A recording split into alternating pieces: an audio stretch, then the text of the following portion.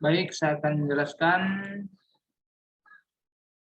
mass customization atau penyesuaian massal. Rantai pasokan perusahaan harus mampu menangani prioritas kompetitif tertentu yang akan memenangkan pesanan dan pelanggan. Seringkali pelanggan menginginkan lebih dari sekedar pilihan, layanan, atau produk standar.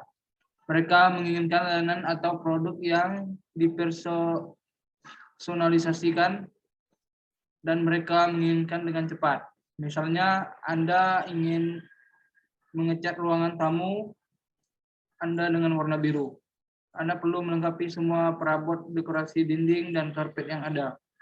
Anda pergi ke toko eceran cat lokal, Anda akan memilih warna dari tumpukan buku yang mencakup setiap warna pelangi. Toko tersebut dapat memberikan semua cat yang Anda butuhkan dengan warna pilihan Anda sambil menunggu.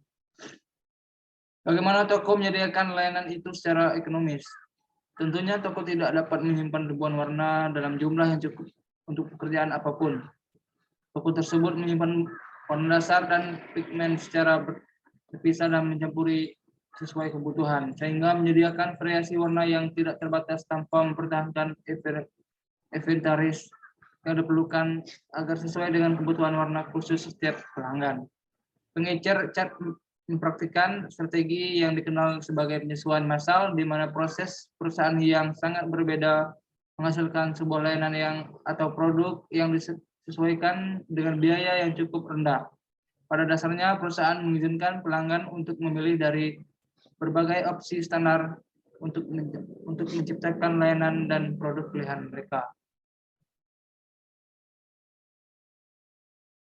Keunggulan kompetitif. 1. Mengelola hubungan pelanggan. Kustomisasi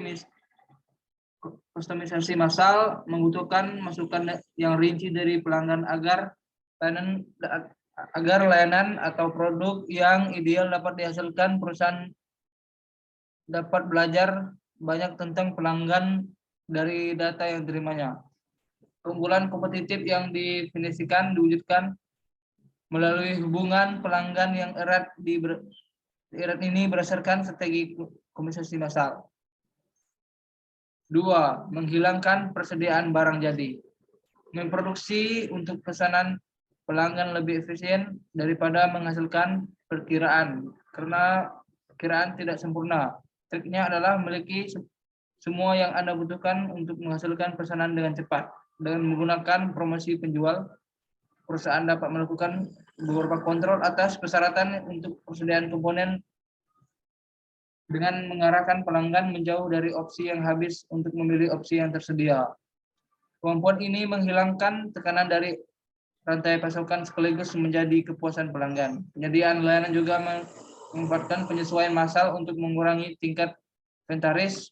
Mereka memiliki sistem perangkat lunak yang melacak preferensi pelanggan yang paling disukai konsumen hingga majalah yang mereka baca. Informasi ini memungkinkan perusahaan jasa untuk merencanakan dengan lebih akurat apapun yang akan dikemas dan setiap jasa yang mereka jual. 3. Meningkatkan nilai layanan atau produk yang dipresentasikan.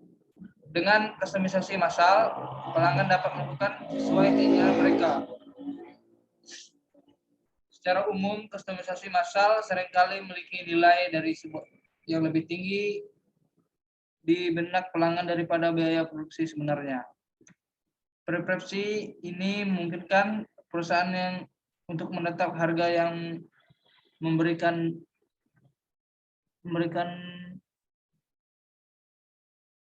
margin yang bagus.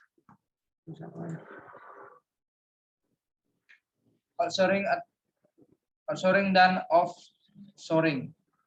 Outsourcing adalah pilihan yang sangat menarik bagi perusahaan yang memiliki volume rendah. Apa yang mendorong perusahaan untuk melakukan outsourcing daripada mengintegrasikan secara vertikal? Perusahaan outsourcing menyadari bahwa perusahaan lain dapat melakukan proses outsourcing yang lebih efisien dan dengan kualitas yang lebih baik daripada yang seharusnya. Mereka memilih untuk menambah pemasukan eksternal ke rantai pasokan mereka daripada mempertahankan pemasukan internal. Namun keputusan outsourcing adalah keputusan yang serius karena perusahaan dapat kehilangan keterampilan dan pengetahuan yang dibutuhkan untuk melakukan proses tersebut. Semua pembelajaran tentang kemajuan proses diserahkan kepada mitra outsourcing yang membuatnya sulit untuk membawa proses itu kembali ke perusahaan. Offshoring. Strategi adalah strategi rantai pasokan yang melibatkan proses pemindahan ke negara lain. Dengan demikian, offshoring lebih mencakup daripada outsourcing, karena juga mencakup integrasi vertikal dengan menetapkan proses internal di negara lain. Preferensi logistik atau logistik terbalik. Preferensi logistik atau logistik terbalik merupakan proses perencanaan, pelaksanaan, dan pengendalian aliran produk, bahan, dan informasi yang efisien dengan hemat biaya dari sudut pandang konsumsi kembali ke titik asal untuk pemulihan, perbaikan produk ulang dan daur ulang. Baik, terima kasih.